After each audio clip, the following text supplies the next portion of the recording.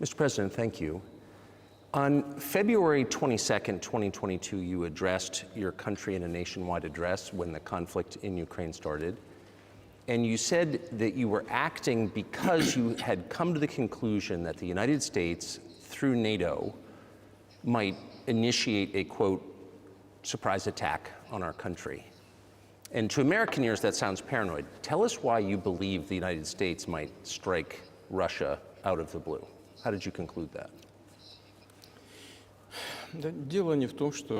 Well, it was not about that the United States wanted to surprisingly strike Russia. I didn't say so.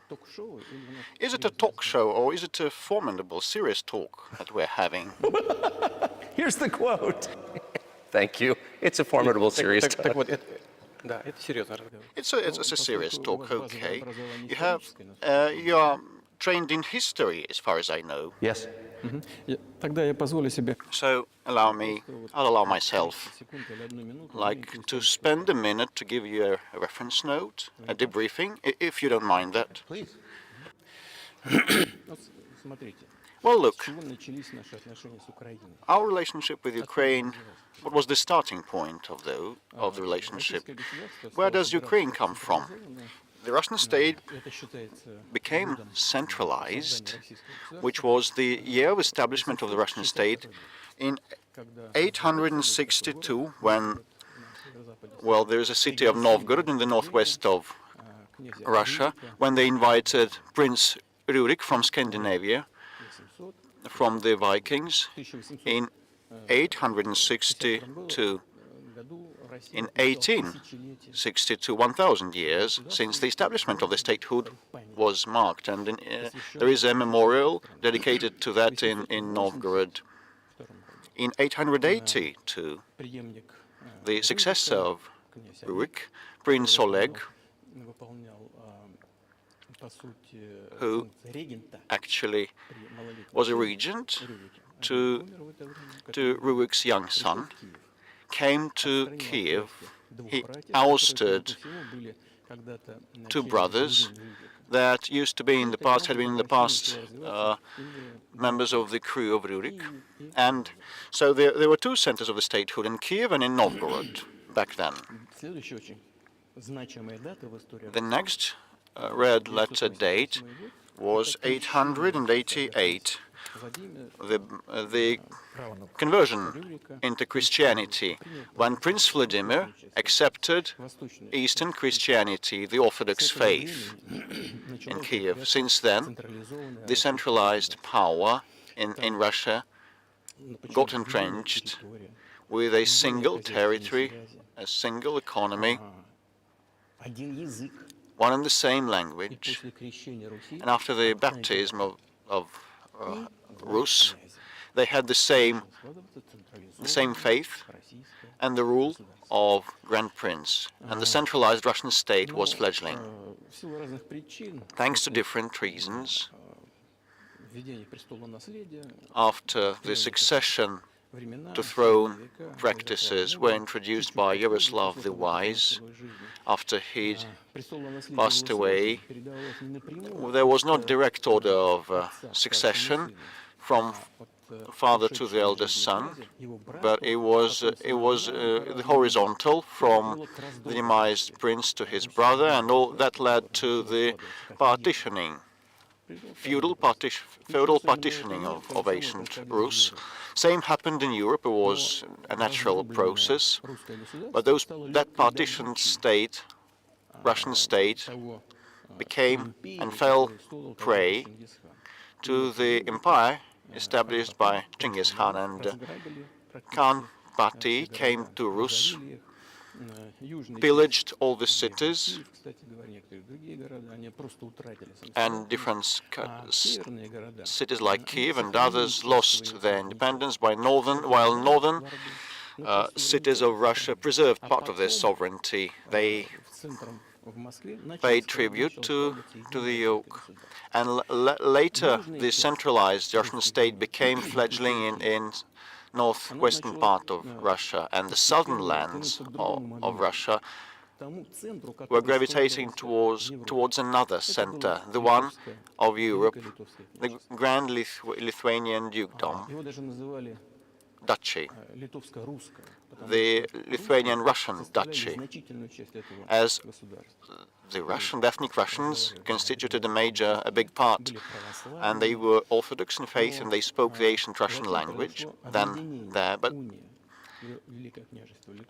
later Poland, the Kingdom of Poland and the Grand Duchy of Lithuania were unified, and another unification in spiritual sphere was signed, and part of the Orthodox priests were now subordinate to Pope. So those lands were transferred to the Polish and Lithuanian state, but for decades the Poles tried to convert those people, those Russians, trying to entrench an idea that those were not specifically and fully Russian, trying to assimilate them. Ukraine means the trim of the nation, the trim of the land, the border area. So some of them were border guards or something, but there was not about a specific ethnic group. So the Poles tried to assimilate the Russian population there and treated those lands in a tough or cruel even way. All that led to that part of the Russian lands struggle for their rights. They wrote letters to Warsaw claiming that their rights were to be upheld. I beg your pardon, can you tell us what period? I'm losing track of where in history we are. The Polish oppression of Ukraine. It was in the 13th century, 13th century, 14th century. 13th century. And I'll tell you what happened later, and I'll keep track of the dates. In 1654, or a bit earlier, the people who controlled power in that part of the Russian lands addressed Warsaw, claiming that some Russian ethnicity and Orthodox rulers would be sent to govern them, and Warsaw declined and rejected that, and then they turned to Moscow, so that Moscow would establish its power over them. I'm not inventing things, don't you think?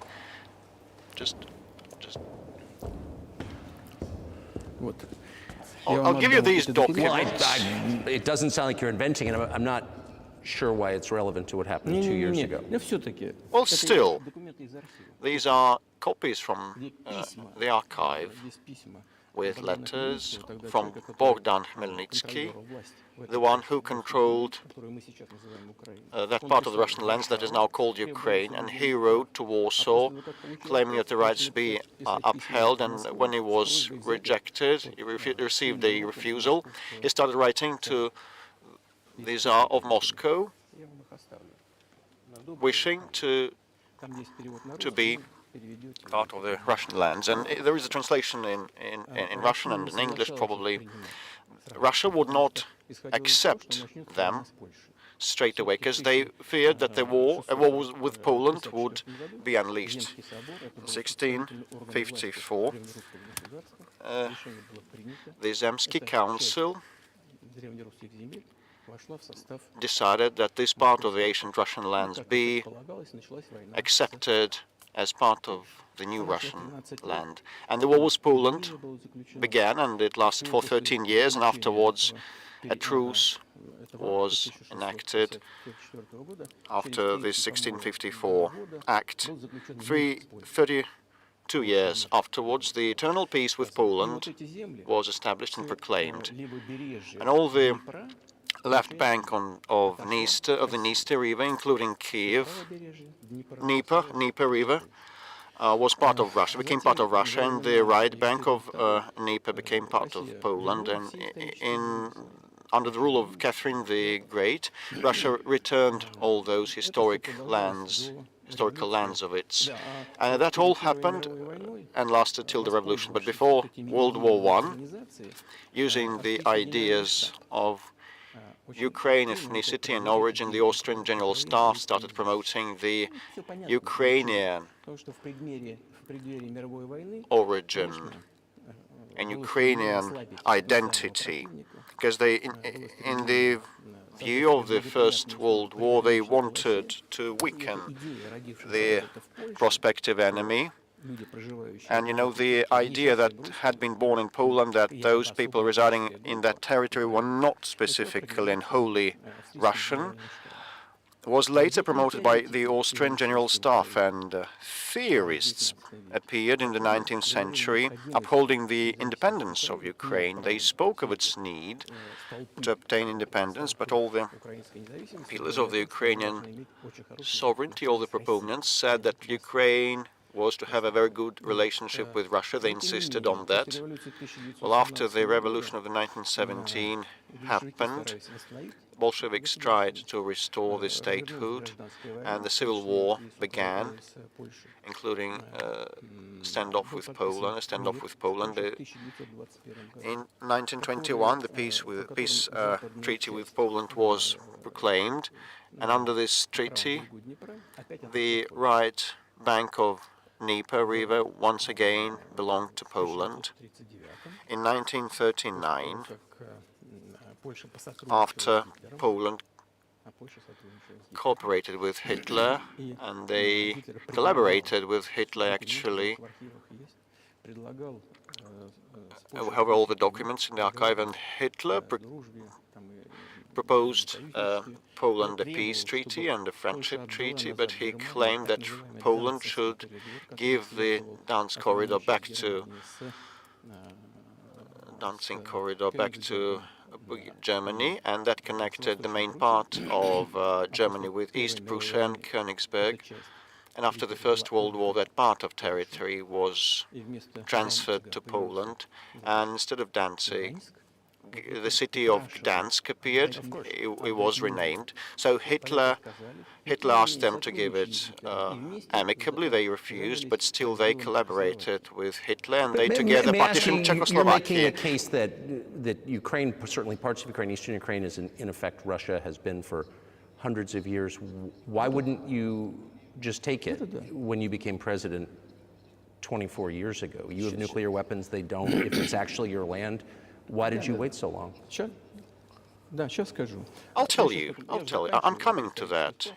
This debriefing is coming to an end, and it might be boring, but it explains many things. How it's relevant. Good. I'm so gratified that you appreciate that. So after, before World War II, Poland did not accept the claims of Hitler, the demands of Hitler, but participated in partitioning of Czechoslovakia, but it did not give the Danzig corridor to Germany. The Poles played too much, and as a result of that, Hitler started the war with them, against them. On the 1st of September 1939, Poland turned uncompromising, and Hitler had to begin with Poland and the USSR. I have read some archives. The USSR behaved in an honest way. The USSR asked Poland's permission to transit their troops through the Polish soil to help Czechoslovakia, but the then Polish foreign minister said that even if Soviet planes would fly over Poland, they would be downed, he said. But that doesn't matter. What matters is that the war began, and Poland fell prey to their own policies against Czechoslovakia. According to the Molotov-Ribbentrop Pact, part of that territory now belongs to Russia, including Western Ukraine. And Russia, that was then named the USSR, came back to its historical lands.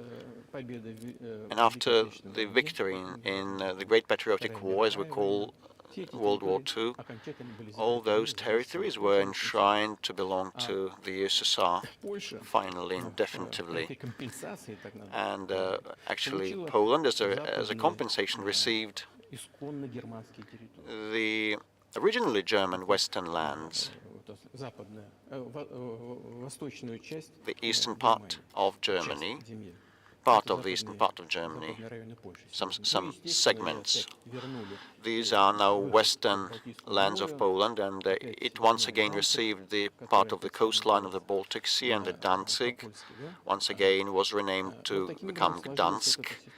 So this is how the whole situation happened, and when the USSR was established in 1922, the Bolsheviks started establishing the USSR, and they established the Soviet Ukrainian Republic that was not existent before, hadn't existed before.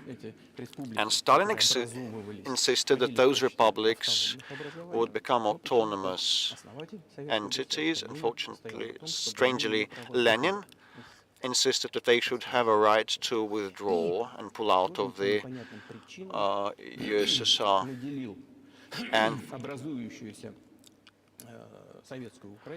to unknown reasons, he transferred some of the lands to that Soviet Republic of Ukraine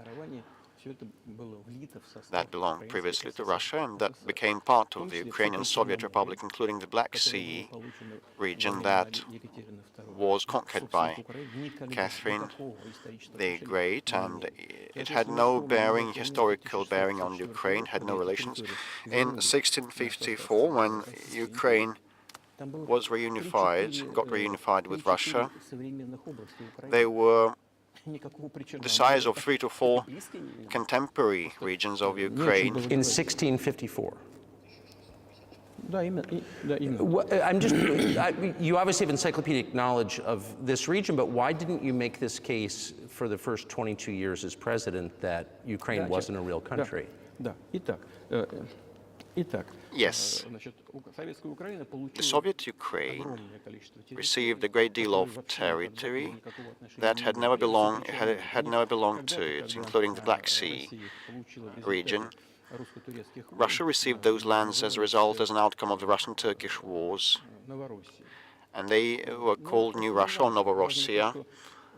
But that doesn't matter.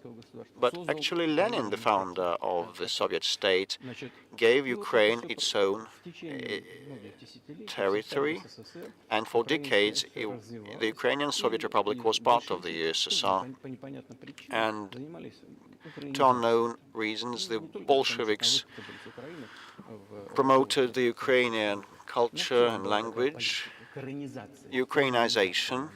Ukrainization was called, and similar things were done in other Soviet republics. The ethnic profiles of those republics were raised and promoted. This is how Soviet Ukraine was created, and after the Second World War, Ukraine received part of the lands that had belonged to Poland before, and part of the land that had belonged to Hungary and Romania before. So Romania and Hungary were deprived of part of their lands, and these lands were snatched and given to Ukraine, and now they're still part of Ukraine. So in this sense, Ukraine is an artificial state that was established. Hungary has a right to take its land back from Ukraine, and that other nations have a right to go back to their 1654 borders? Well,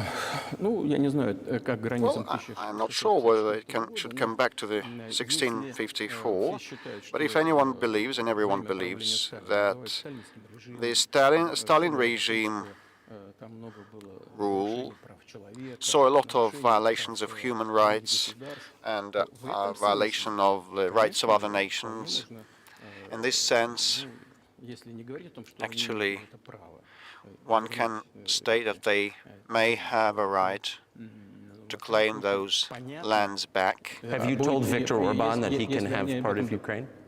Never. I've never told him. I've never told him.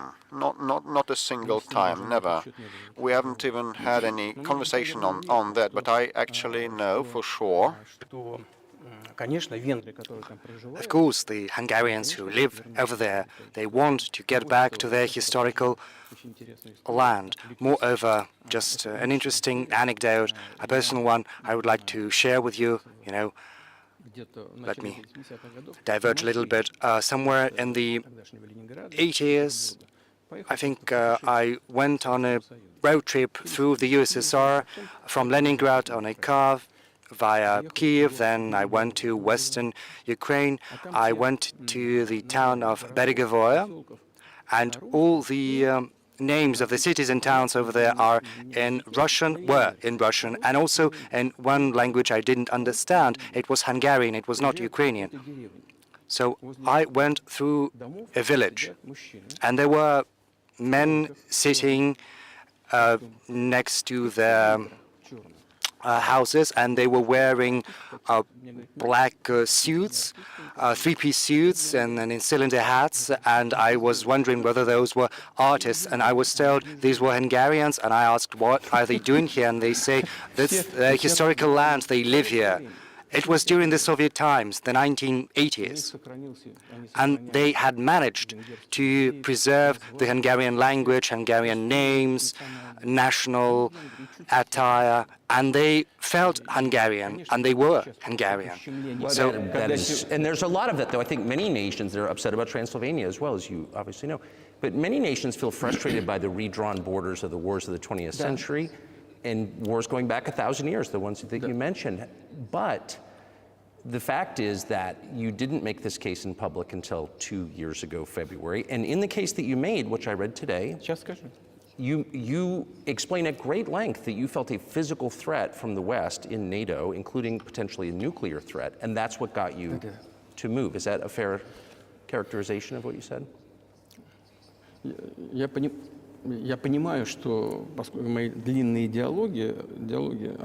Well, yes, I understand that probably a long soliloquy does not fit the genre of an interview. So I asked whether that was a show or a serious talk, and you said it was a serious talk, so bear with me, please.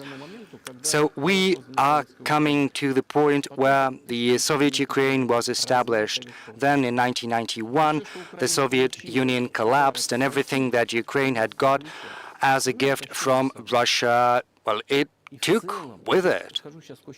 And generally, I'm coming to the current point in time. The collapse of the Soviet Union was basically the initiative of the Russian leadership. I do not understand what they were thinking back then, but I suspect that there were several elements to their rationale, several reasons. First, I believe that the then Russian leadership thought that the fundamental basic relations between Russia and Ukraine, such as common language, because 90% back then spoke Russian, familial ties, because, 1 in 3 Russians have families or some other ties in Ukraine, common culture, common history, common religion. These are fundamentals, also being in one single state for hundreds of years. These are fundamentals, just as the economic interconnections. And that is what drove the Russian leadership to think that inevitably the relations would be good between the two countries. And secondly, as an American citizen, I want you and your audience to know that the Russian leadership thought that, okay, the USSR would cease to exist, but there would be no more divisive lines of ideological nature. They also thought that Russia, voluntarily, of its own volition, decided to dissolve the Soviet Union, thinking that the civilized West, as it were, would see that as an invitation to friendship and alliance. That is what Russia was expecting from the US and the collective West as a whole. There were some smart people, in particular in Germany, Egon Barth. He was a prominent politician from the Social Democratic Party, and in personal talks with the Soviet leadership before the collapse of the Soviet Union, he was insisting that a new collective security system should be established in Europe. Yes, he thought that help should be given to the reunified Germany, but also it was supposed to create a security system involving the US, Canada, and he said if NATO would expand, then it would be back during the Cold War, but only closer to Russia's border. He was very smart, but no one listened to him. And, you know, we've got some talks from archives, and he got angry. He said, if you don't listen to us, I am never setting my foot in Moscow once again. He was very frustrated with the Soviet Union, and his prophecy came true. Yeah, well, of course, it did come true, and you've mentioned this many times. I think it's a fair point, and many in America thought that relations between Russia and the United States would be fine with the collapse of the Soviet Union and the end of the Cold War, that the opposite happened. But you've never explained why you think that happened, except to say that the West fears a strong Russia, but we have a strong China the West does not seem very afraid of. What about Russia do you think convinced policymakers they had to take it down? The West is afraid of a strong China more than it fears a strong Russia, because it's just 150 million people in Russia and it's 1.5 billion people in China, and also China's economy is growing at more than 5% a year.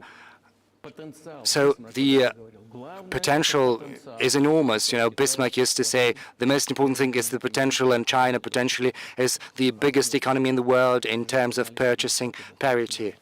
It's outstripped the US. But let's not talk about who is afraid of whom. Let's not talk in such terms.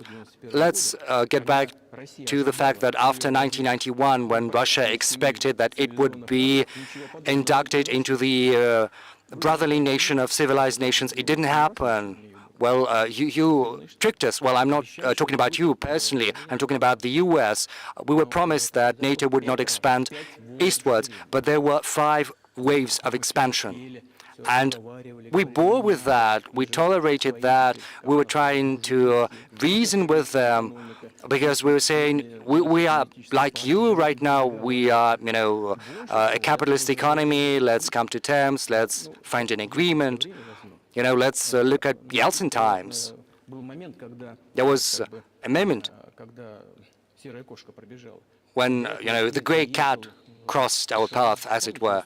You know, Yeltsin came to the US, he spoke in Congress, he said the good words, and these were the signals.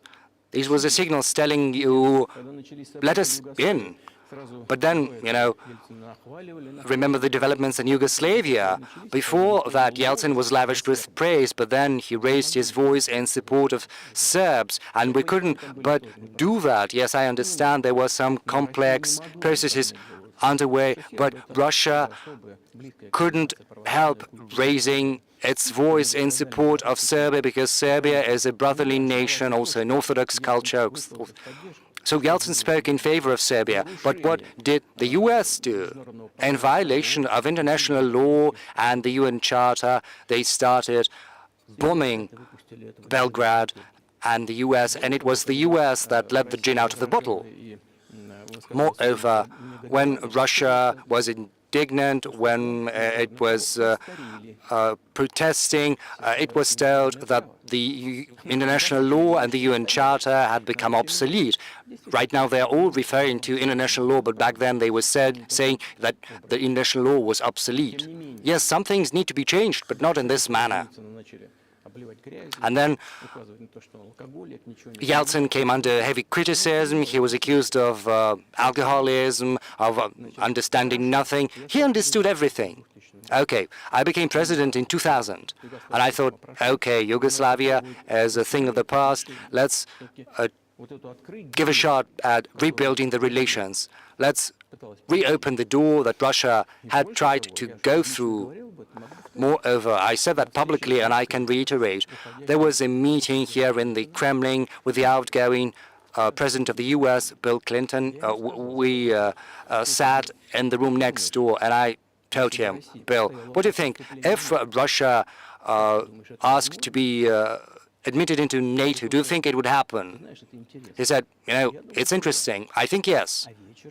But in the evening, when we had another meeting for dinner, he said, I've talked to my team, no, not going to happen, not now.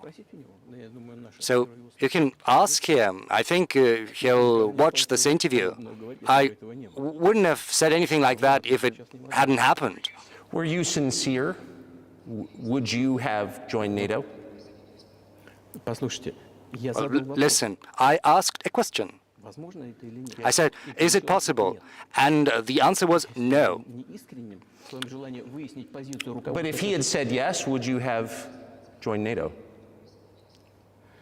If he'd said yes, then the process of rapprochement would have commenced, and it might have happened in the end if there were some sincere wish on this side of our partners, but it didn't happen. Okay. Why do you think that is? Just to get to motive, I know you're clearly bitter about it. I understand. But why do you think the West rebuffed you then? Why the hostility? Why did the end of the Cold War not fix the relationship? What motivates this from your point of view? You said that I feel bitter because of that rebuffal. No, that's not bitterness. I'm just stating the facts. Because, we're not bride and groom. These are not the terms we've got to use in speaking about such matters. We understood that they were not expecting us there. Okay, we said, let's build relations in another manner. Let's look for common ground elsewhere. Why we got that negative response, you should ask your government. I could only guess. We would be too big of a country with its own opinion. Well, I saw how NATO solves and settles matters. Just an example I would like to cite. It applies to Ukraine. The US says something and all the rest just tune in and they follow and they wake. I'm not going to open any secret to you or say anything new, but after that conversation, we made different attempts at building relations. Just to cite an example, during the events in the Middle East and Iraq, we were building our relations with the US in a very prudent, cautious manner. And I always ask the US not to support separatism in the Northern Caucasus, but they still continued with that financial information support, even military support. And that support was flowing in from the US and from its satellites, support towards terrorist bands in the Northern Caucasus. I once talked to a colleague of mine, a president of the US, and I raised that issue, and he said, it's impossible. He said, do you have proof? And I said, yes, I have proof, and I gave that proof to him. And do you know what his response would be? He said, I would give him a good thrashing. That's what he said. Kick their ass, he said. And we were waiting for some response, reply, and I asked a colleague from FSB, to contact his counterpart in the US. And we've got the response, basically, from the CIA and the archives. And the response goes as follows. So, yes, we have worked with the opposition forces in Russia, and we think it is the right thing to do, and we will continue doing that. Just ridiculous. We understood that no serious conversation could be... Forces in opposition to you. So you're saying the CIA is trying to overthrow your government? Well, of course, in that particular case, what they meant were the separatists, the terrorists that were fighting us in the northern Caucasus. That is who they called the opposition. That's the second moment. Another one, another aspect, also very important. I'm talking about the setting up of the U.S. ABM system, the very beginning of that. We long tried to persuade them not to do that. I got an invitation from Bush Senior. He invited me to visit his place on the ocean, and we had a very serious conversation with President Bush, with his team. So I proposed the following. I said, the US, Russia, and Europe should set up a joint shared ABM system against the threats against our security. Even though, the official statement of the U.S. was that the ABM system they were setting up was against Iran, the threat of Iran. So I suggested, why not join forces together, the U.S., Russia, and Europe? And I got a very interesting response. They asked me, are you serious? Let me ask, what year was this? Well, I don't remember. We can look it up on the internet when I was in the U.S. at the invitation of Bush Senior. And it's easier to learn from someone I'm going to tell you about in a sec. And they told me, yes, that is a very interesting proposal. And so I said, just imagine if we can solve this strategic task together, the world would change. Yes, we would probably have differences, economic differences, political differences, but we would drastically change the situation of the world. And they asked me, are you serious? And I said, yes. They said, we need some time to think. And I said, okay, go ahead. And then, at this very room where we're talking, we got former CIA Director Gates and also State Secretary Rice. They sat here opposite from me at this table. We had Defense Minister, Foreign Minister, and the guests said, yes, we've thought about that, but we disagree. So twice you've described U.S. presidents making decisions and then being undercut by their agency heads. So it sounds like you're describing a system that's not run by the people who are elected, in your telling. Yes, exactly. So yes, they just rebuffed us. I'm not going to reveal all the details because that was a confidential conversation, but our proposal was declined. It's a fact. And I said, okay, listen, but in that case, we will have to come up with a response, and we'll have to come up with offensive systems that are capable of overcoming your ABM systems. And they said, your systems are not against you, and we'll assume that yours are not against us. And we had to come up with the hypersonic intercontinental missiles, and we continue to develop this technology, and we are ahead everyone in the world in terms of hypersonic offensive systems. And day in, day out, we are perfecting these systems. We proposed that another path should be followed, but our proposal was rejected. Now, as for the NATO expansion eastwards, they promised us that they wouldn't move an inch to the east, but it was not enshrined on paper. So there were 5 waves of expansion. And the Baltic states did join, and Eastern Europe in general.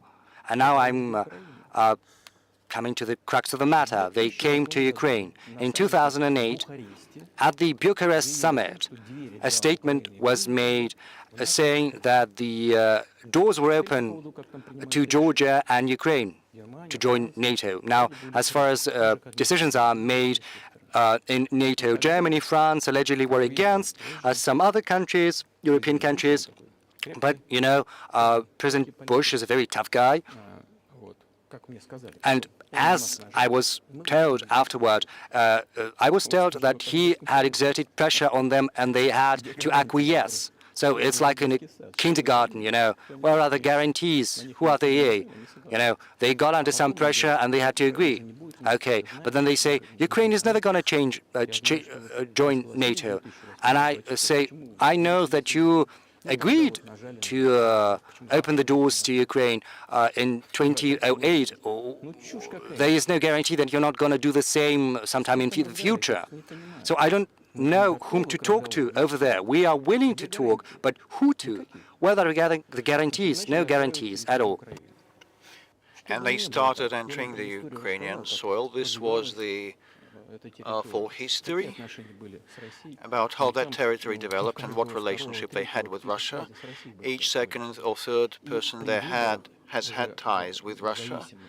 So when the elections happened in the new sovereign Ukraine as a result of the Declaration of Independence of Ukraine that said that Ukraine was a neutral state, but all of a sudden in 2008 NATO doors were opened to that. So it's so interesting, but we hadn't agreed to that.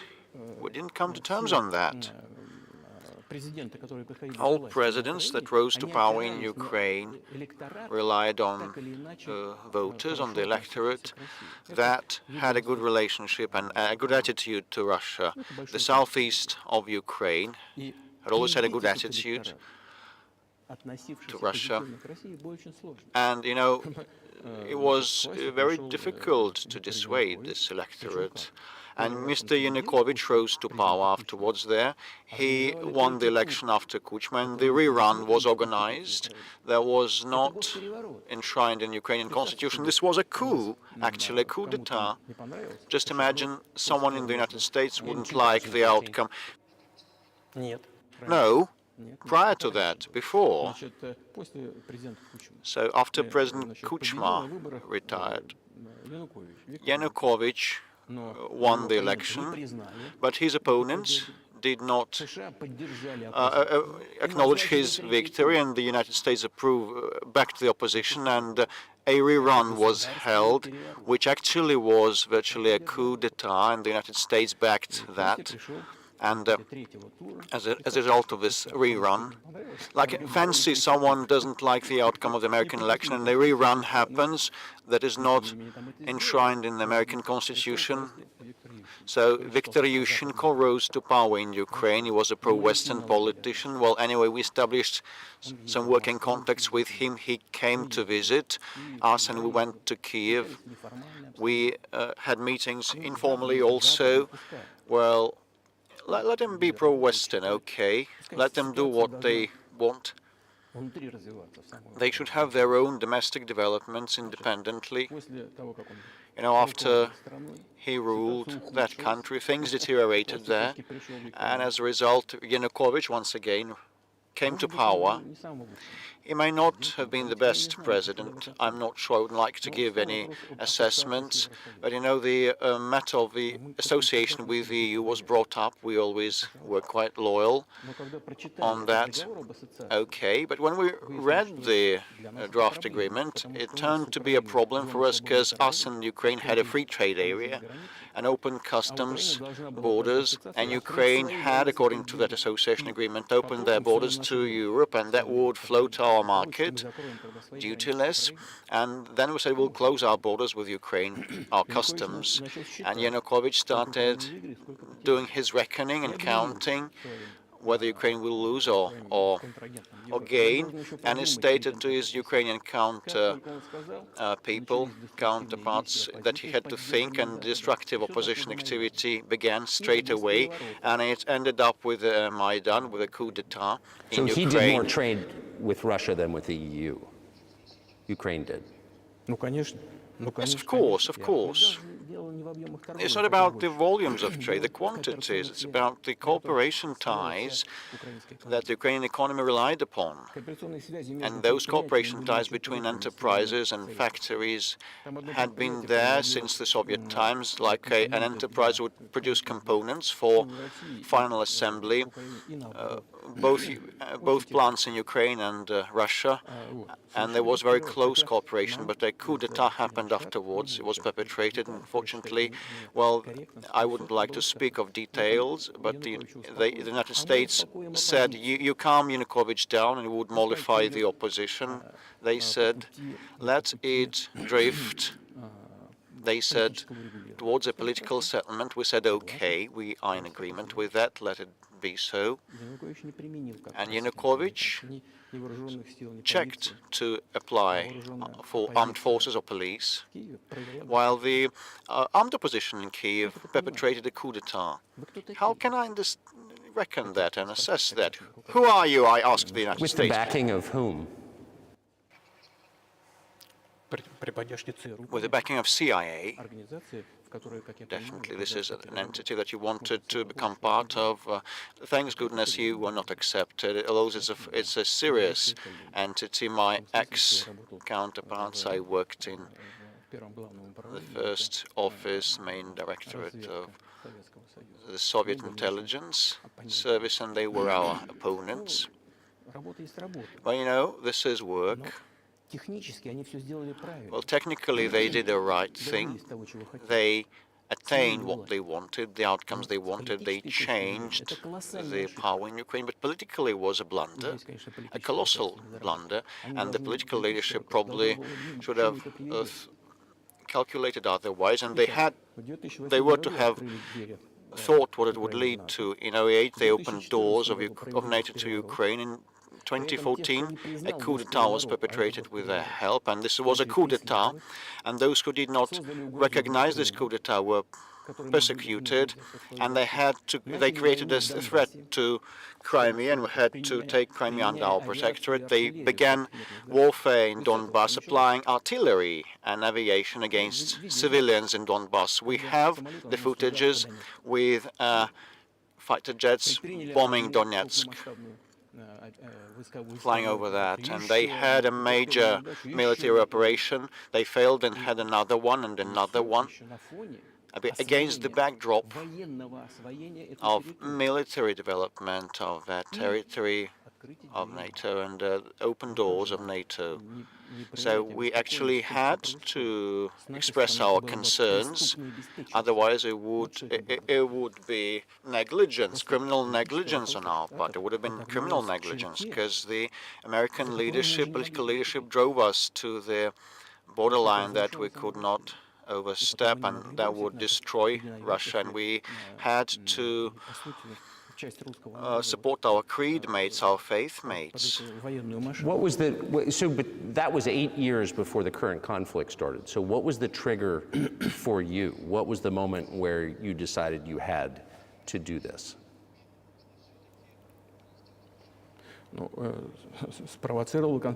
Well, the trigger originally, the trigger was the coup d'etat in Ukraine, and representatives of 3 European nations came then, Germany, Poland and France, and they acted as guarantors of the agreement subscribed between Yanukovych and the opposition, and they put their signatures as guarantors.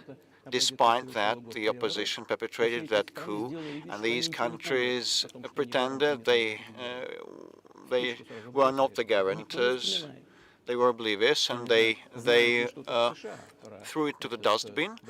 And I'm not sure whether there is any knowledge in the United States about the guarantors and this agreement between opposition and the Yanukovych government.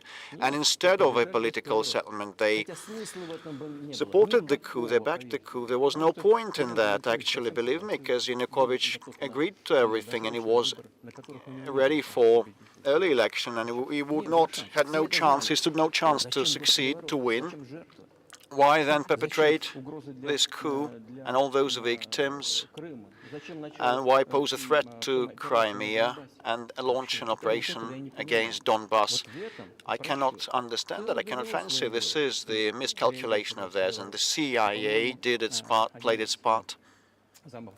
One of the deputies of secretaries of state said that they spent around $5 billion on that. But why do that? Why have they done that? It could have been done legally, legitimately, and without the loss of Crimea for them. And we wouldn't stir a finger. We wouldn't have stirred a finger had there not happened the developments, the bloody developments on Maidan.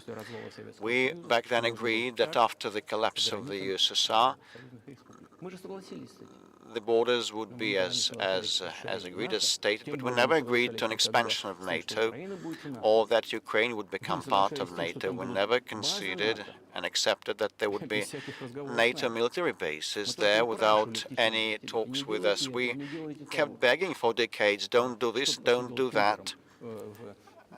This actually acted as a trigger to the recent development, and with respect to the recent development, the leadership of Ukraine stated they would not abide by the Minsk Accords that were signed after the developments of 2014 in Minsk, with a plan laid out for peaceful settlement in Donbass. And the today's Ukrainian leadership, their foreign minister and other officials and president said they didn't like a thing about the Minsk package of measures, and they would not stick to them. And the former leaders of France and Germany said that around a year ago, said in public, worldwide, that they had signed that agreement, but they had not been going to execute, to fulfill that. You know, they pulled our leg. Was there anyone for you to talk to? Did you call a U.S. President, Secretary of State, and say, if you keep militarizing Ukraine with NATO forces, this is going to be we're going to act?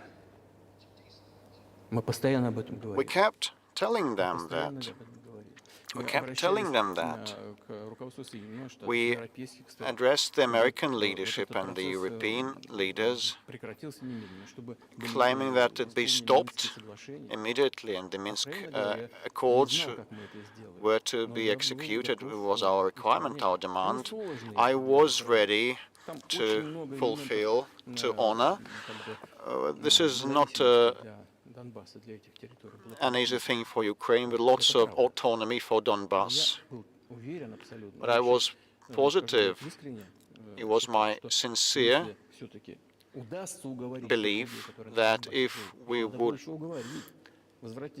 persuade those people living in Donbass to come back to the Ukrainian statehood, and they had to be persuaded, the wounds would heal, I was sure, and sooner or later, gradually, that part of the Ukrainian territory would fit back into the overall frame of reference of Ukraine, and pensions and allowances would be paid once again. But no one wanted that in Ukraine. They wanted to act with the help of military force only. And it ended up with this situation, and they stated in Ukraine we would not fulfill the package of measures, and they started the war back in 2014. And our goal, our aim, is to stop this war. We did not begin, we didn't launch it back in 2014. We're now trying to stop that. I mean, have you achieved your aims? No, at this point of time we have not, because one of the goals is the denazification, to denazify Ukraine. I mean, the prohibition of neo-Nazi movements in Ukraine. This is one of the issues that we discussed, that was brought up during negotiations in Istanbul last year, at the outset of last year. Upon our initiative, it was concluded, as the Europeans told us, that The context had to be established and provided for the final definitive signature of documents. And my colleagues in France and Germany told me, just imagine how are they going to sign this at gunpoint? You should move your troops, pull your troops back from Kiev. As soon as we pulled our troops back from the Kiev region, all of a sudden, straight away, our Ukrainian counterparts, our negotiators, threw all their accords and wasted them into the dustbin, and they got ready for a long-standing standoff and opposition, military opposition, with the help of the United States. This is how things developed. But what is, pardon my ignorance, what is denazification? What would that mean? What is it? Well, I'm coming to that. It is a very important question, a pertinent. Denazification, after the start of its independence, after they obtained the independence, Ukraine started looking for its identity, and it could not invent anything better than putting ahead of anything else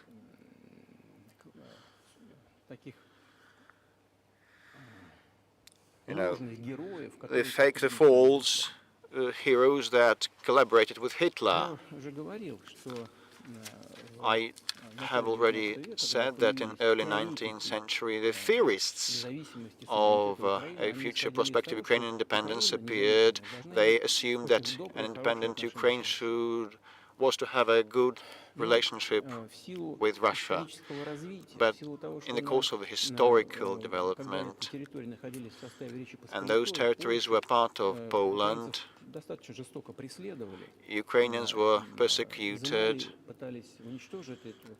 and this identity was pressed upon, the crackdown upon, and that all remained in people's memory. And when World War II began, part of that far right or far nationalist elite began to collaborate with Hitler, thinking that Hitler would bring them freedom.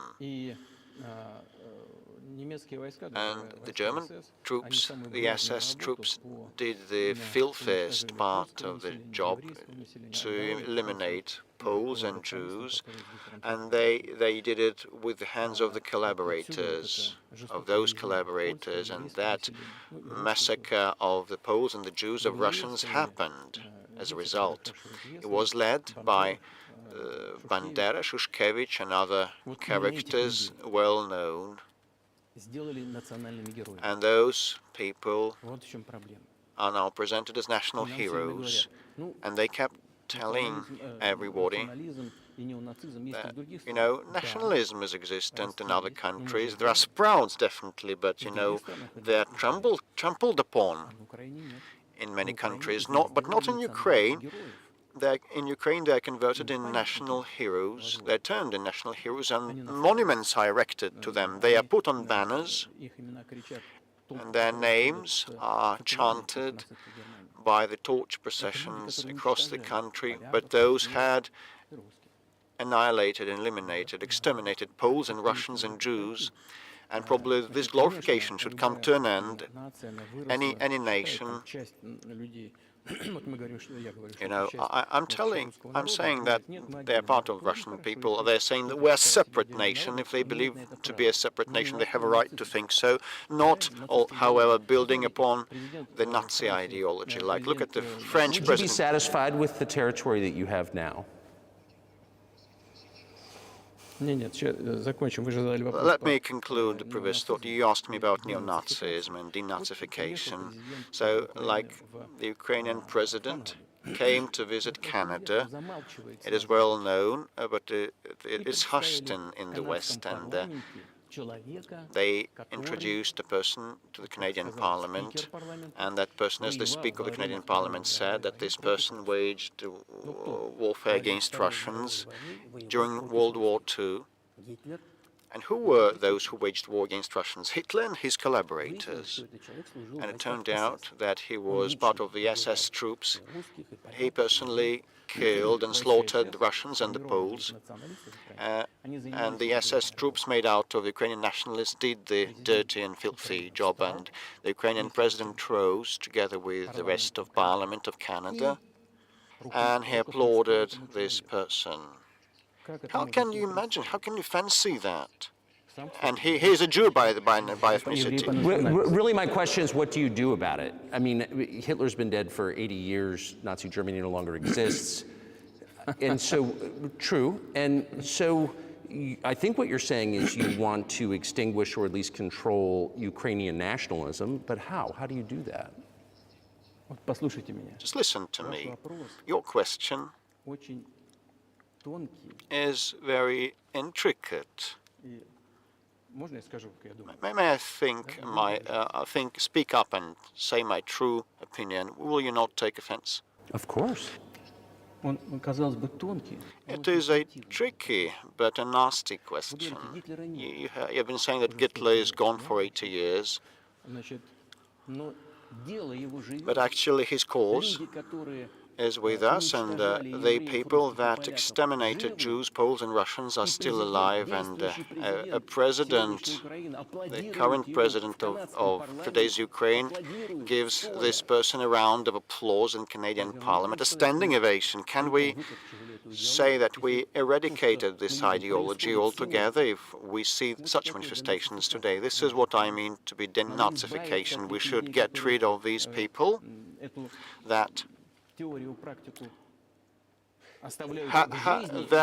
bring this practice and theory to life, trying to preserve that. This is what denazification is about. Right. My question was a little more specific. It was, of course, not a defense of Nazis, neo or otherwise. It was a practical question. You don't control the entire country. You don't control Kiev. You don't seem like you want to. So how do you eliminate a culture or an ideology or feelings or a view of history in a country that you don't control? What do you do about that?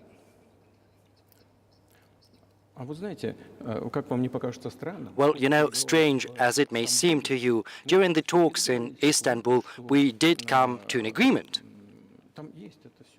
And, you know, everything was put on paper, saying, like statements that no Nazism, neo-Nazism would be cultivated in Ukraine, that it would be prohibited at the legislative level. So we did come to an agreement on this subject. And this can be achieved through talks. And there's nothing humiliating in that to Ukraine as a modern civilized state. Does any country have the right to propagate Nazism? No. That's it. Will there be talks, and why haven't there been talks about resolving the conflict in Ukraine, peace talks? Well, these talks did happen, and they did reach a very high point of according our positions. It had been difficult, but these talks were almost finished. But once we withdrew our troops from Kiev, the other side, namely Ukraine, simply discarded all the agreements that had been achieved, and it noted an agreement following the orders of the US and the Western countries to fight Russia until victory. Moreover, the Ukrainian president introduced a legislative ban on having negotiations with Russia. He signed a decree that bans anyone from having talks with Russia. How can they have talks if he prohibited himself from doing that and the rest as well? Yes, we do know that there are some ideas with regard to this settlement, but in order to come to an agreement, you need to have dialogue, right? Well, but you wouldn't be speaking to the Ukrainian president, you'd be speaking to the American president. When was the last time you spoke to Joe Biden? Well, I don't remember. Well, we could look at this up. Well, why do I have to remember everything? You know, I've got many things to attend to. Well, he's funding the war that you're fighting, so I would think that would be memorable. Well, yes, he does fund that. When did that happen? The last time I spoke to him was before the beginning of the special military operation. Incidentally, I'm not going to go into details, but back then I told him, I said, I think you're making a mistake of historical proportions in supporting what is currently happening over there. I told him that, and I had said that to him on multiple occasions. What did he say? Well, you should ask him, please. It's easier for you because you are a citizen of the US. You can go there and, ask him. I think it would be wrong, improper for me. Since before February of 2022. No, we haven't spoken. We do have some contacts. Incidentally, you remember I told you about my proposal on working together on setting up a joint ABM system. Yes. Well, you can ask all of them because all of them luckily are very healthy and all alive, and the former president and Condoleezza and Mr. Gates, I think, and the current director of CIA, Mr. Burns. Back then he was ambassador to Russia, and I think he was very successful at what he was doing, and they were all witnesses to these conversations. You can ask them. And if you're interested in to know what President Biden responded to my words, you should ask him. I'm definitely interested, but from the outside, it seems like this could devolve or evolve into something that brings the entire world into conflict and could initiate a nuclear launch. And so why don't you just call Biden and say, let's work this out? Solve this how? Solve what? Because everything actually is very simple. We've got contacts at the level of different agencies, and I'm going to tell you what we're trying to, what kinds of signals we are sending to them. And what we're saying is, if you want this over, you have to stop the supplies of weaponry, and everything is going to end in several weeks, and then we can agree on the terms. It's as easy as that. So no need to call for that. And what message did you get back? Well, asking them for that, for what? Because yes, they are gonna supply this and this weaponry to Ukraine, and well, we're not afraid. Okay, do that. Do you think NATO is worried about this becoming a global war or a nuclear conflict? Well, anyway, they're talking about that, and they're trying to intimidate their own population using an alleged, made-up Russian threat. And still, thinking people and analysts, those who work in politics, understand full well that this threat is simply fabricated. They're trying to fuel the Russian threat. What you're referring to is a Russian invasion of Poland, Latvia, expansionist behavior. Can you imagine a scenario where you sent Russian troops to Poland? In only one case, if Poland decides, if it invades Russia, because we have no interests in Poland or in Latvia, so why do that? We have no interests, only threats. Well, the argument, I know you know this, is that, well, he invaded Ukraine, he has territorial aims across the continent, and you're saying unequivocally you don't.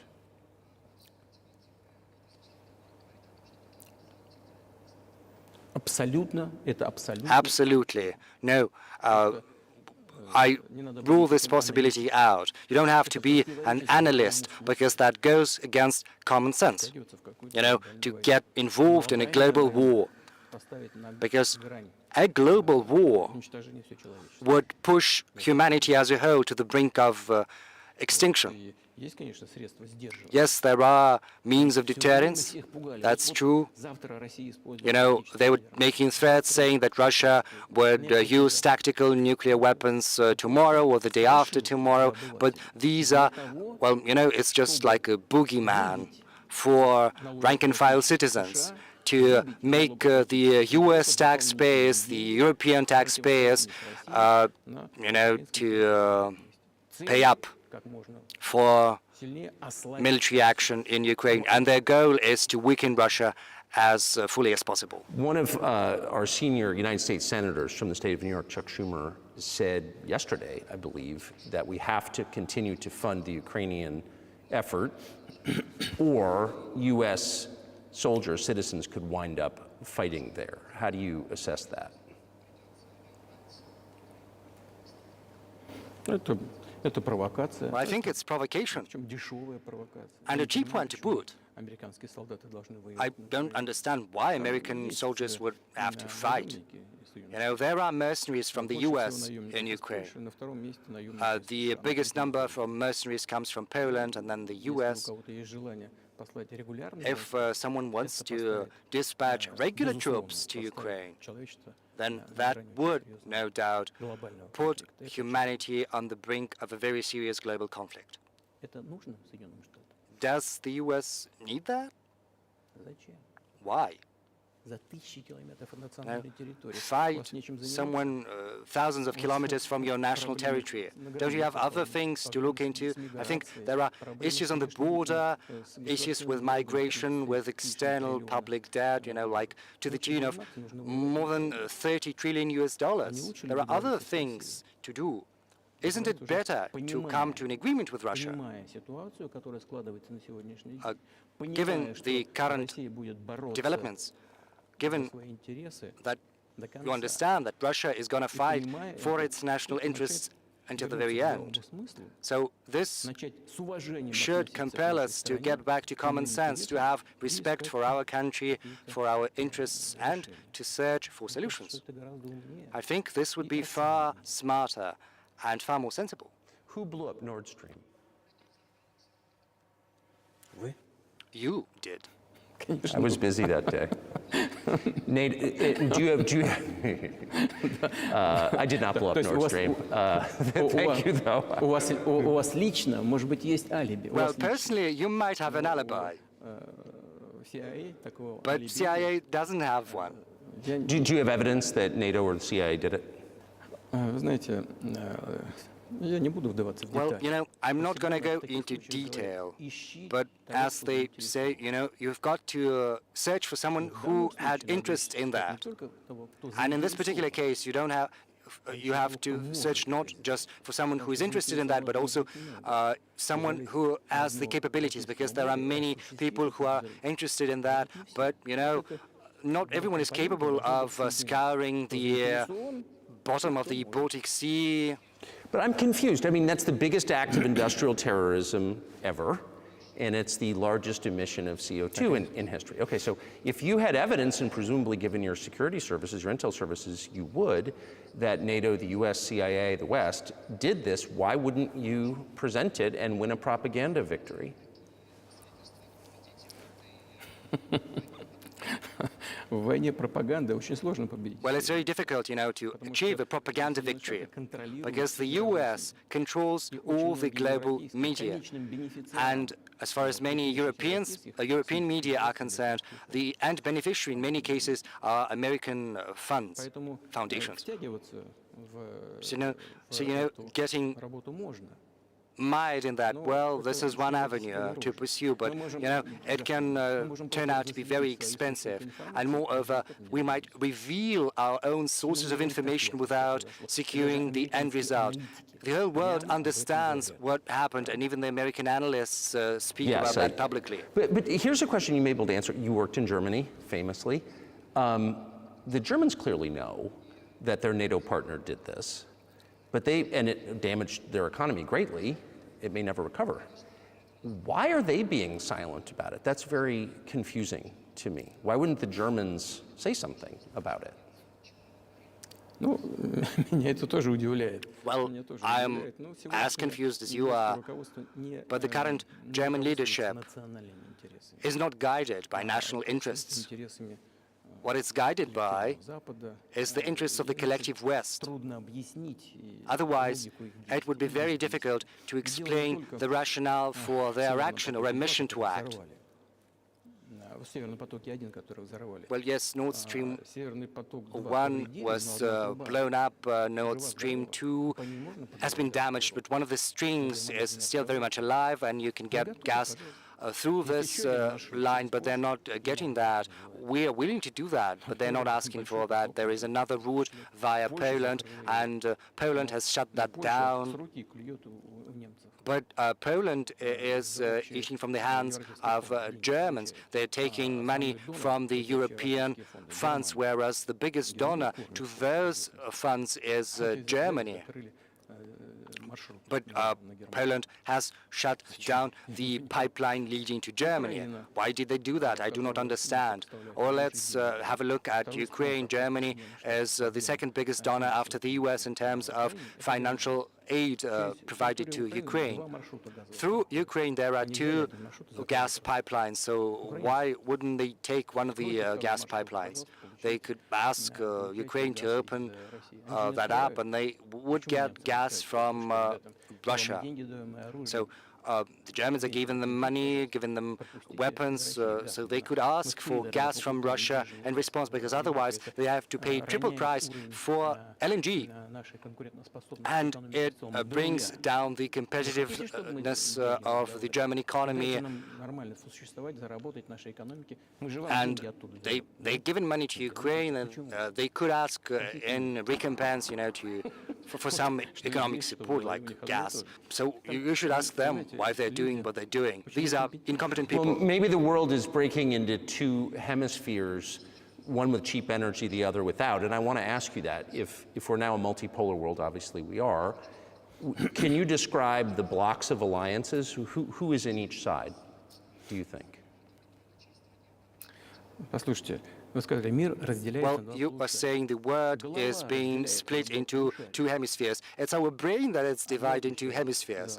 One hemisphere is responsible for one field of action, the other is more creative, but still it's one brain, it's one head, and the world should be one, should be united. Security should be together, should be common, shared.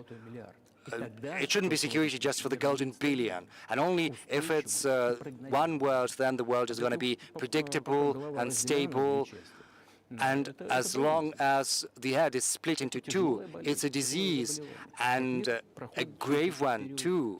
And right now the world is suffering from this grave disease. But I think to a large extent, thanks to sincere and honest journalism, we will be able to overcome that disease. Well, let's just give one example, the US dollar, which has kind of united the world in a lot of ways, maybe not to your advantage, but certainly to ours. Is that going away as the reserve currency, the universally accepted currency? How have sanctions, do you think, changed the dollar's place in the world? Well, I think this is one of the gravest strategic mistakes committed by the U.S. leadership, using the U.S. dollar as an instrument for foreign political confrontation, because dollar was the cornerstone of American prosperity and power, and everyone understands and understood that, because however many dollars you've printed, they go around the world. Inflation is at a minimum, I don't know, 3% or so, 4%, which is an acceptable level for the US. And you can print as many US dollars as you like. Because the public debt of the US is testimony to that. But be that as it may, dollar is still the cornerstone of American power across the world. But once the US leadership decided to use the US dollar as an instrument for foreign policy confrontation, once they did that, they dealt a blow to the American power. I would be loath to, use for better words that are improper, but it is a very grave mistake. Look, even the American allies decrease their dollar reserves. They are starting to search for ways to shield themselves, because if the U.S. applies restrictive measures to certain countries, such as freezing assets or restrictions on transactions, then it is a very grave signal to the whole world. What did happen in Russia? Until 2022, around 80% of Russian foreign trade transactions were carried out in US dollars. And US dollar accounted for about 50% of our transactions with third countries. Whereas currently this figure has been brought down to 13% or so. But we were not the ones to prohibit the use of US dollars. This was not our goal. It was the US decision to restrict our transactions in dollars, which is absurd, especially from the point of view of the interests of the US taxpayers, because this decision has dealt a blow to the American economy, undermining the American power across the world.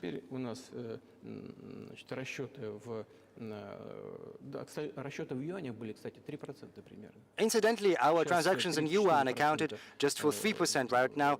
We've gone up to 30% in transactions in rubles and 34% in yuan, in renminbi.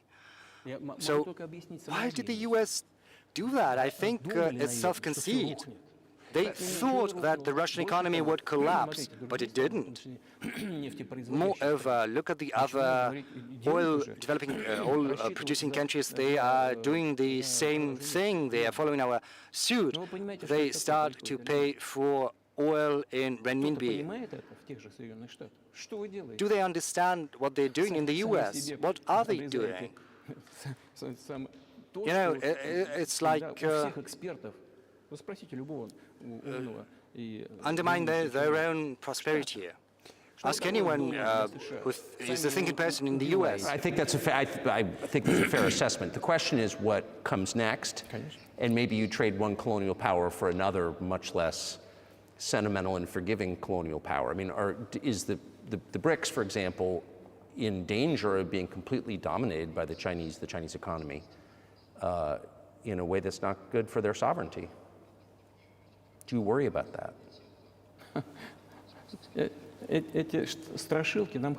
These spooky stories, we've heard them before, bogeyman stories. China and us are neighbors. And you cannot choose neighbors or relatives. We share a border with them, 1,000 kilometers. This is number one. Number two, we're used to one another. We've been around for centuries. In terms of our coexistence, third, the foreign affairs philosophy of China is not aggressive. Their main tenets are about searching for compromise, for a trade-off, and we can see that. And the next point is as follows, and I try to lay it out mildly, in mild language, where I said that the volume of cooperation and trade with China keeps growing, while the pace of the growth of China's cooperation with Europe is higher, outpacing the cooperation with Russia. Just ask the Europeans, are they not afraid of being exposed to China? They might be, but anyway, they want to enter the Chinese market when they face the economic issues now. They're facing economic issues now, and the Chinese enterprises and companies are tapping into the European market. And there are a lot of Chinese entrepreneurs and businesses in the US.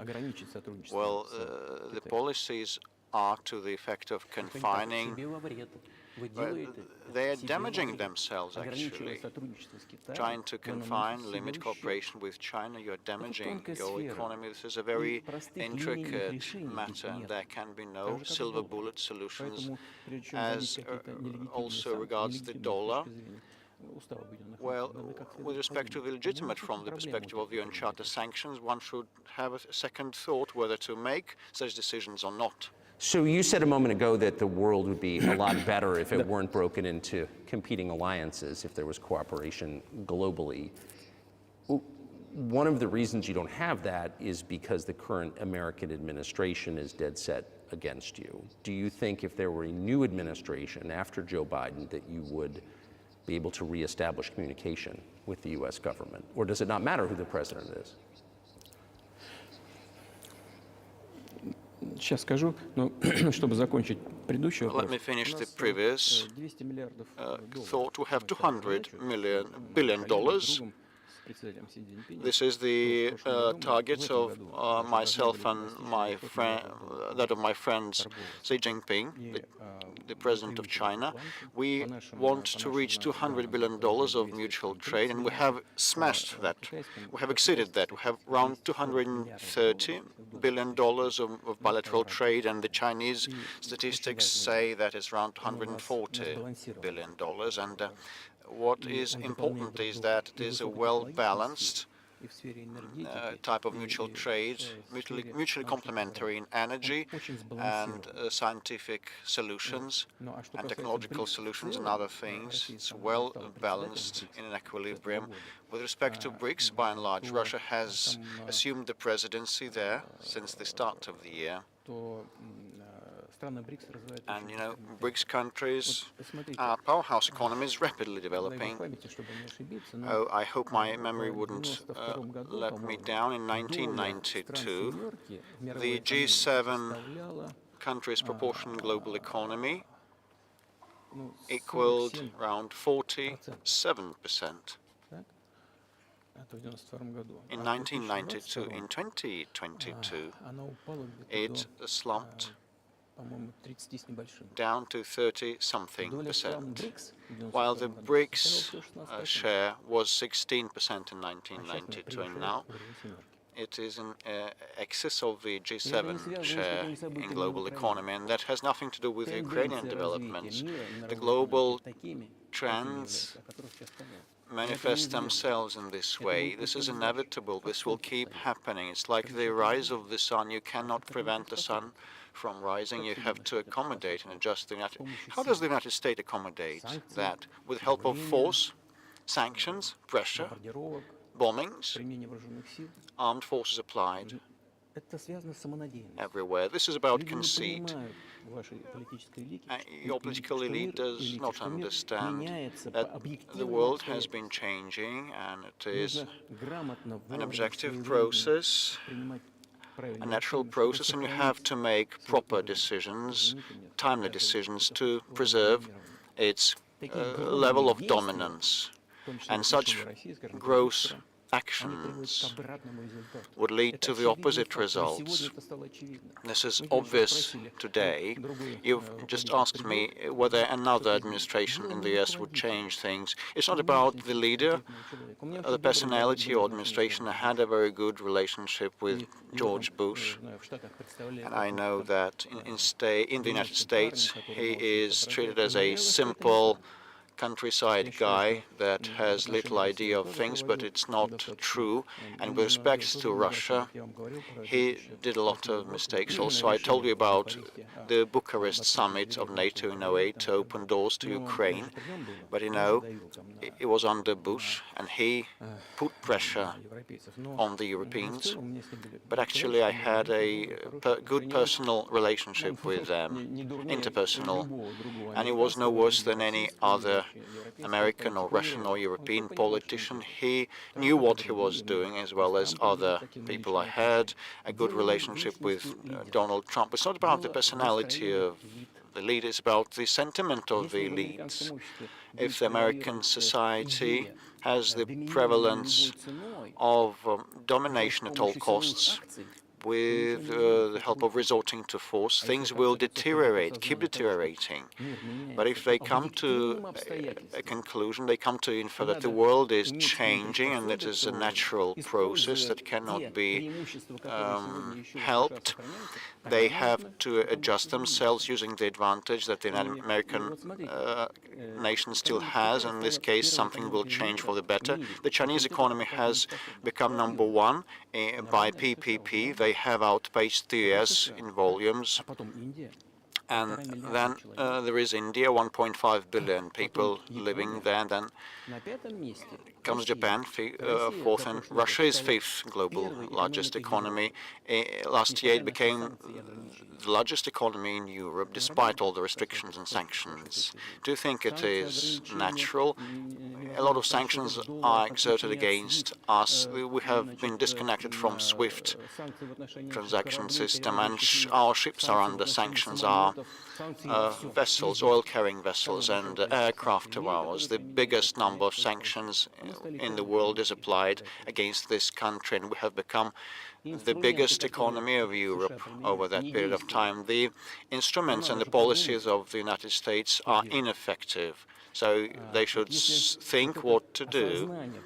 If they come to understand that, I mean the elites, the ruling classes, things will improve, and the leader of the country will probably act in the interests of the voters and the decision makers at different levels. But you're describing two different systems. You say that the leader acts in the interest of the voters, but you also say these decisions are not made by the leader, they're made by the ruling classes.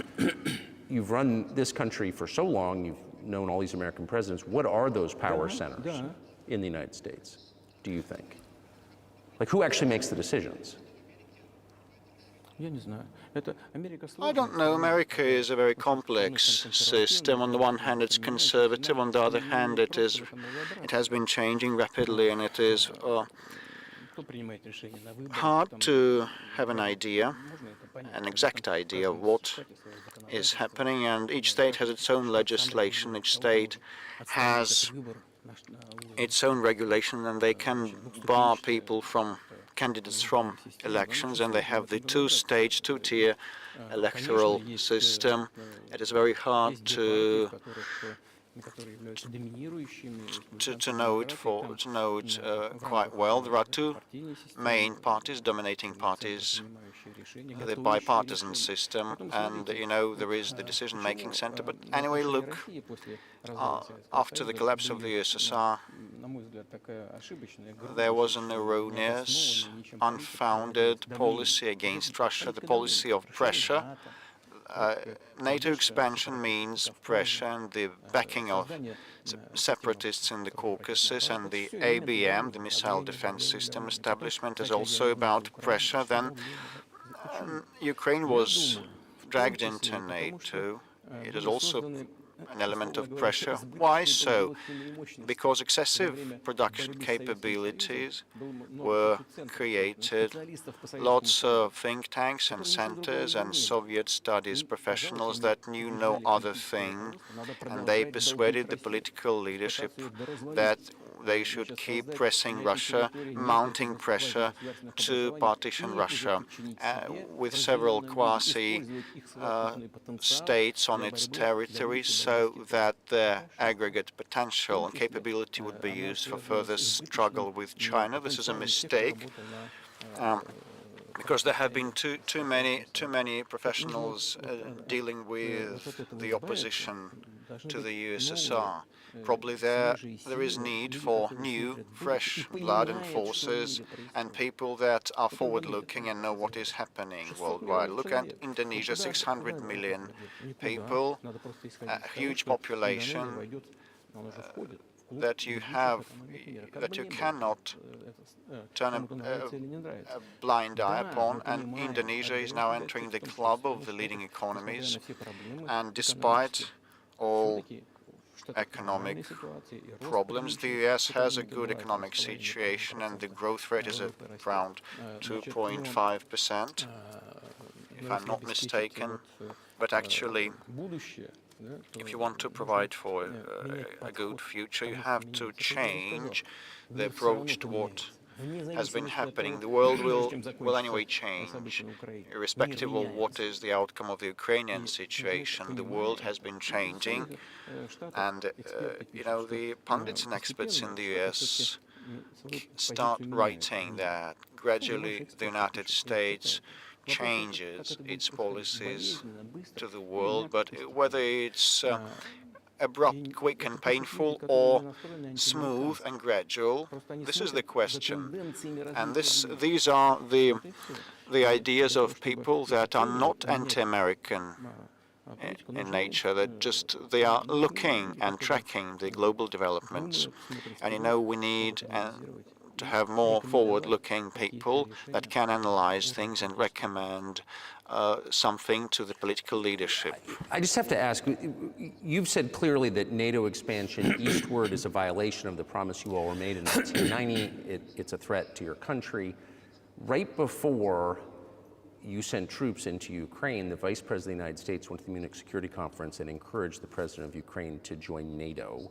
Do you think that was an effort to provoke you into military action?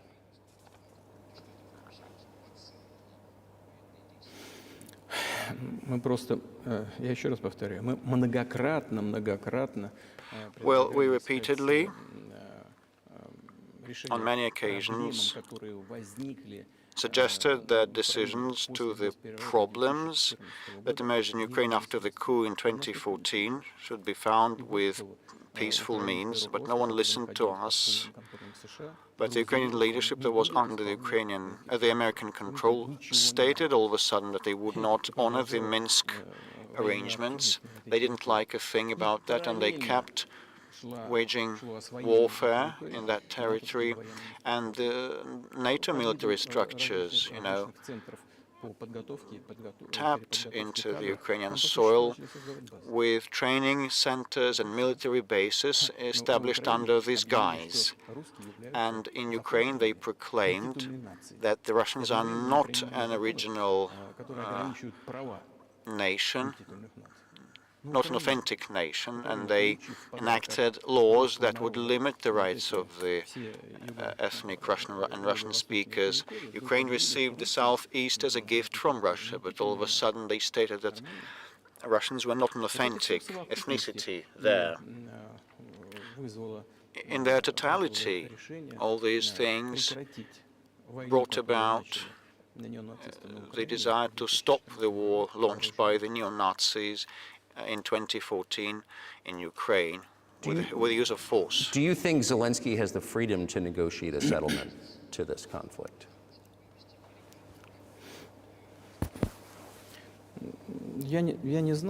I do not know the details. I can hardly judge, but I probably think he has, or he father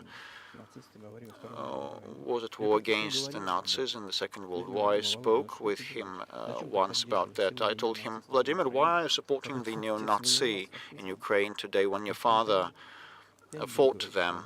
It was the front line. I would soldier. I would not respond what he wouldn't say what he responded. It would be inappropriate. But with respect to liberty and freedom, well, of his, he rose to power.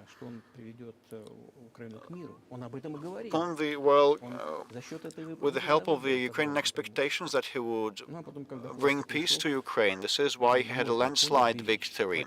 But when he rose to power, he figured that probably it would be better not to quarrel with the neo-Nazis and nationalists because they are aggressive, and you can expect anything, they are loose cannon. And the second point is that the West will keep supporting those who are against Russia always because it's beneficial. So this is why he adopted this position, despite the previous promises and pledges to his people to stop the war in Ukraine. So he deceived his own voters. But do you think at this point, as of February 2024, he has the latitude, the freedom to speak with you or your government directly about putting an end to this, which clearly isn't helping his country or the world?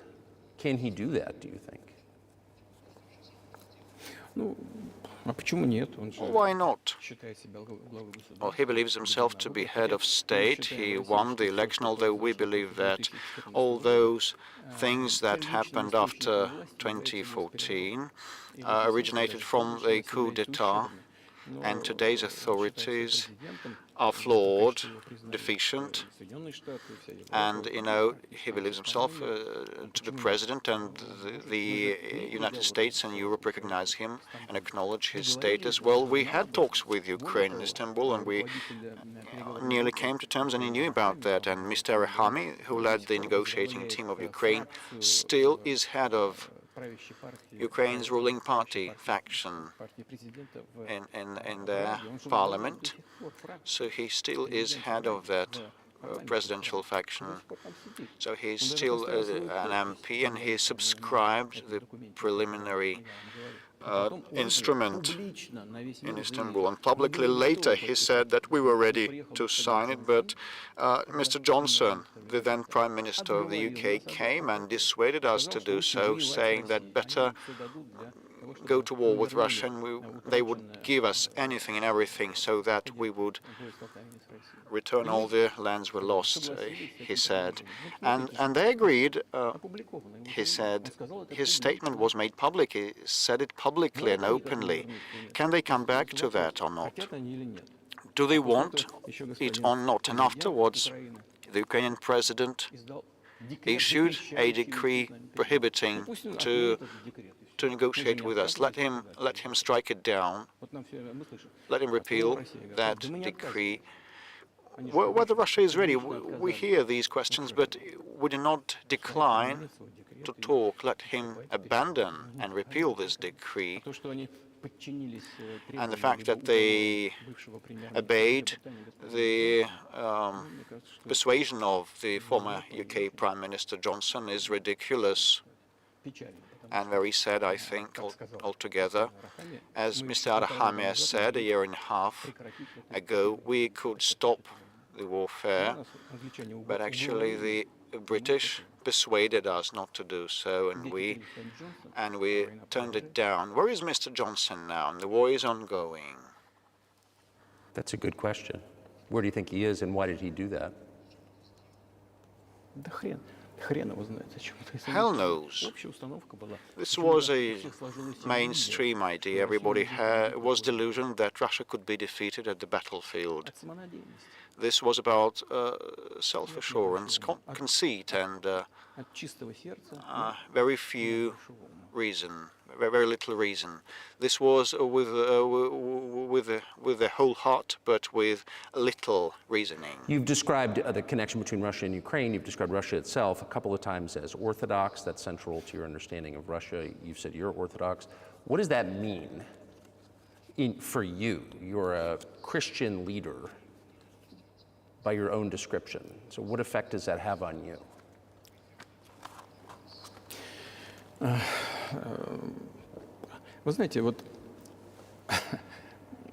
Well, you know, as I mentioned previously, in 988, Prince Vladimir underwent baptism, as his grandmother Olga had done, and then his armed troops also got converted, and then other Russians converted into Orthodox Christianity. It took some time, and then it put some roots, very deep roots, in the minds of Russian people. When Russia expanded, taking in other nations and peoples professing Judaism, Islam, Buddhism, Russia was always very loyal to those who followed other religions, and this was the source of Russia's power. There's no doubt about that. All world religions I have mentioned, and which are also traditional religions of the Russian Federations, have almost the same precepts. The values in these world religions are very close, if not identical. And the Russian authorities have always cherished the culture and the religions of peoples admitted into the fold of the Russian state, which served as the cornerstone of security and stability of the Russian nation, of the Russian people, because all peoples, almost all peoples living here, view Russia as their motherland. So if there are people coming to the US from Latin America, or there are migrants coming to Europe, very often they come from their historical land to you, to European countries, whereas those who profess other religions than Orthodox Christianity in Russia still view Russia as their motherland. We are all one big family, and our traditional values are very close. I said this is one big family, but each family also includes other smaller families, and this is the basic foundation of our society. And if the family has tight-knit connections, then that is exactly the case, because you cannot assure a normal future for your children unless you ensure a normal future for the whole country. But can I say that the one way in which the religions are different is that Christianity is specifically a nonviolent religion. Jesus says, turn the other cheek, don't kill. How can a leader who has to kill, of any country, how can a leader be a Christian? How do you reconcile that to yourself?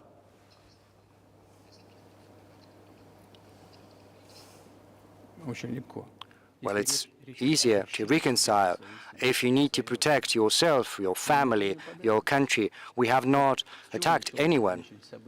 What was the starting point of the developments in Ukraine? The starting point was the coup d'etat, as well as the flare-up of violence in Donbass. And we are protecting ourselves, our people, our country, and our future. As far as religion in general is concerned, the thing is, it does not manifest mostly externally. It's not just about going to church every day and kneeling to the ground. Religion resides within your heart. This is our culture. It's very human-oriented. You know, Dostoevsky is very well known in the West as a genius of the Russian culture and the Russian literature. And he spoke about that a lot. He spoke about the Russian soul. The thing is, Western society is more pragmatic, whereas a Russian person, a Russian is more concerned about eternal things, moral things, values. Maybe you'll disagree with me, but I think Western culture is more pragmatic. I'm not saying this is a bad thing. This is what gives the golden billion the chance to show some very good achievements in practical terms, in science. The thing is, we look the same, but our conscience, our mindset are somewhat different. Well, so do you see the supernatural at work as you look out across what's happening in the world now? Do you see God at work? Do you ever think to yourself, these are forces that are not human? No, honestly, I don't think that. I think the world community is developing following the inherent laws, and these laws are what they are, and there's no escaping that. It was always like that in mankind's history. Some countries rose, some peoples got bigger, got stronger, and then they left the international stage, losing the quality they had been accustomed to. Well, let's look at Genghis Khan, or the Golden Horde and the conquerors, or let's remember the Roman Empire. You know, you might think that there was nothing greater than Roman history in the history of mankind, but then the barbarians got stronger, got more numerous, and Rome fell. They had a head start, their economy started to grow stronger, and the regime imposed by the Roman Empire fell apart, but it took 5 centuries. The Roman Empire had been disintegrating for 5 centuries. The difference from the current state of affairs consists in the fact that right now the developments are far more rapid than they used to be during the Roman times. So when does the AI empire start, do you think?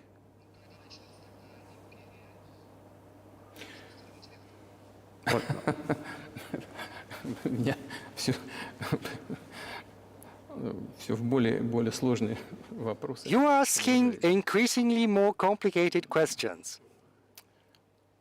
Для того, чтобы ответить, надо In order to respond to this question, you would need to be an expert in big numbers, in big data, in AI. The thing is, humanity is facing a lot of threats in terms of genetics, for instance, because right now geneticists can go as far as to, create a specialized human being like an athlete or a genetically engineered military man. What do you think of that? And a chip has been incorporated into the brain by Elon Musk. Маска, я думаю, что Маска остановить невозможно. Well, I think there's no stopping Elon Musk. He's going to do what he thinks he needs to do. But you need, I don't know, to find some common ground with him. You have to search for ways to persuade him. I think he's a smart person, and you've got to, come to an agreement, come to terms with him. This process needs to be formalized and subjected to certain rules. Humanity has to give some thought to what's going to happen to humanity due to the new developments in genetics or in AI. You can forecast what's going to happen in a more or less accurate fashion. But once humanity felt an existential threat coming from nuclear weapons, back then all countries who possessed such weapons decided to come to terms with one another because they understood that nuclear weaponry could drive humanity to extinction. So once an understanding comes that unbridled development of AI or genetics or other fields, which cannot be stemmed, you can't stop them. Research is going to continue, as it was impossible to, prevent powder from being used. And once humanity understands that the threat comes from these fields, then the time will come to an agreement on an interstate basis, intergovernmental basis, on how to regulate these fields. I appreciate all the time you've given us. I just got to ask you one last question, and that's about someone who's very famous in the United States, probably not here, Evan Gershkovich, who's the Wall Street Journal reporter. He's 32, and he's been in prison for almost a year. This is a huge story in the United States, and I just want to ask you directly, without getting into the details of it or your version of what happened, if as a sign of your decency, you would be willing to release him to us and we'll bring him back to the United States.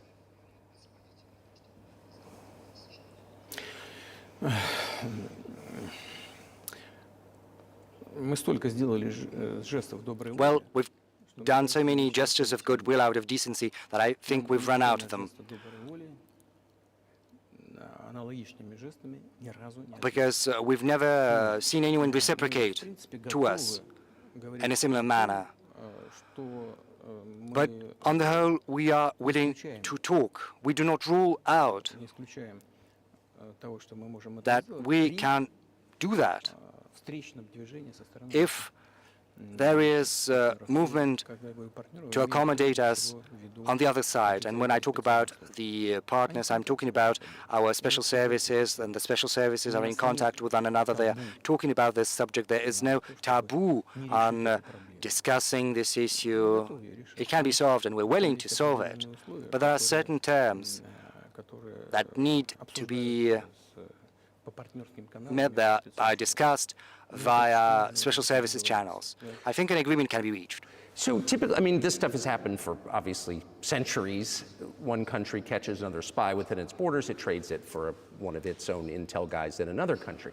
I think what makes, and it's not my business, but what makes this different is the guy's obviously not a spy, he's a kid. And maybe he was breaking your law in some way, but he's not a super spy, and everybody knows that. And he's being held hostage in exchange, which is true. With respect, it's true, and everyone knows it's true. So maybe he's in a different category. Maybe it's not fair to ask for somebody else in exchange for letting him out. Maybe it degrades Russia to do that.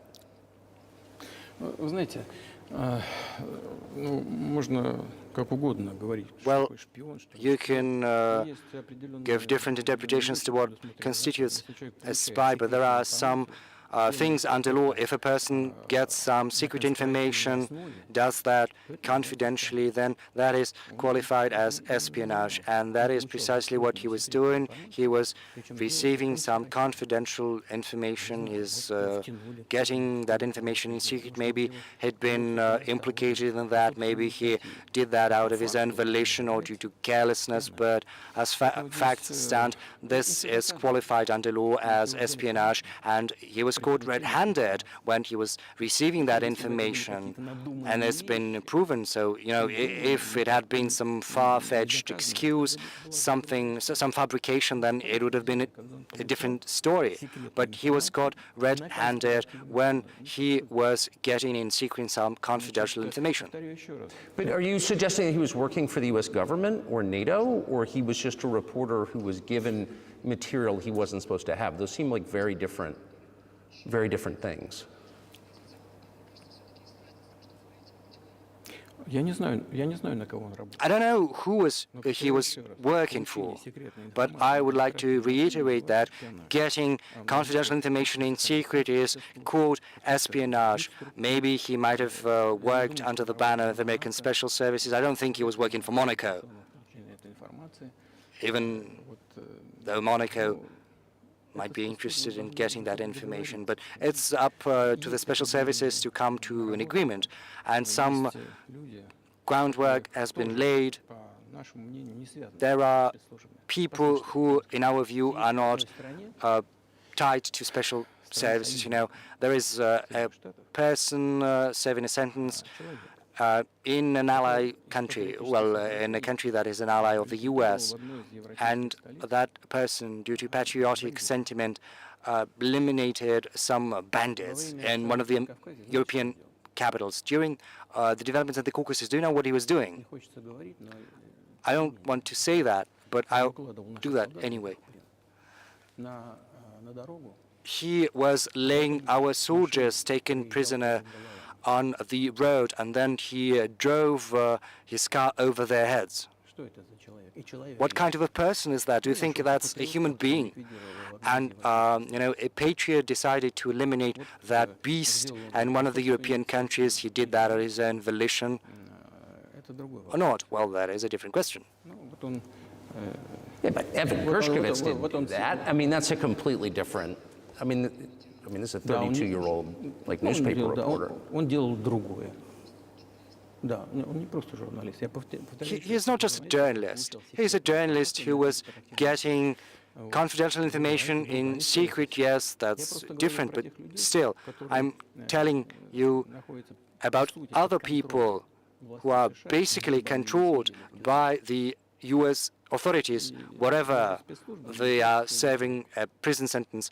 And there is an ongoing dialogue among the special services, and this has to be done in a calm, responsible, professional manner. The contacts are ongoing, so let them do their work. I do not rule out that the person you've referred to can go back to his country, Mr. Gershkovich.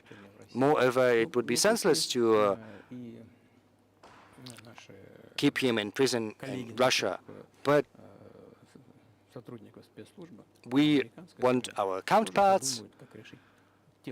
The special services in the US should also think about helping our special services in achieving their goals. So we are willing to talk. Moreover, these talks are continuing, and there were many successful examples of these talks crowned with success, and maybe this is going to be crowned with success as well, but we have to come to an agreement. I hope you let him out. Mr. President, thank you. Well, I would also want him to go home, and I'm absolutely sincere with you. But let me say once again, the dialogue continues. The more public we render things of this nature, the more difficult it becomes to resolve them. I wonder if that's true with the war, though. Also, I mean, I guess I want to ask one more question, which is, and maybe you don't want to say so for strategic reasons, but are you worried that what's happening in Ukraine could lead to something much larger and much more horrible? And how motivated are you just to call the U.S. government and say, let's come to terms? Well, listen, I think I said that. We do not refuse to talk, to negotiate. We're willing to do that. It's the Western side, and Ukraine is a satellite country for the U.S. It's evident. I don't want you to take that as a swear word, no. But we understand that that is what is happening. The financial support is there. It's enormous. Germany is following suit. Dozens of billions of US dollars are fueled into Ukraine. There's a huge influx of arms, of weapons. So probably you should tell the current Ukrainian leadership, well, let's stop, let's sit at the negotiating table, rescind this absurd decree. Sure, but you already said it. I didn't think you meant it as an insult, because you already said correctly, it's been reported that Ukraine was prevented from negotiating a peace settlement by the former British Prime Minister acting on behalf of the Biden administration. So of course they're a satellite. Big countries control small countries. That's not new. And that's why I asked about dealing directly with the Biden administration, which is making these decisions, not President Zelensky of Ukraine. Well, if Zelensky administration in Ukraine refuses to talk, then I think they've got the instructions from Washington. That's what I assume. Well, you should explain to Washington that this is not the right pretext. They have to, come up with some explanation which is not gonna insult anyone. So it was not our decision, it was their decision, and it is up to them to rescind that decision, to go back on it. But they took the wrong decision. So why we are the ones to find out a way out?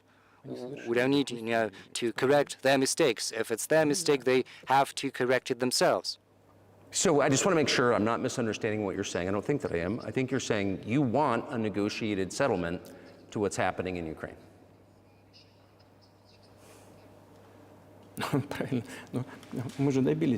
Right, and we were there.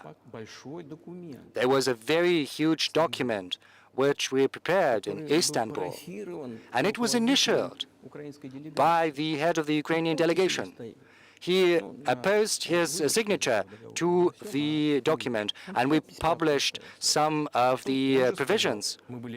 He put his signature, and he said they were willing to sign it, and the war would have been over 18 months ago, but Prime Minister Johnson came and he dissuaded us, and we missed that chance. Yes, it's a mistake, but let them get back to that.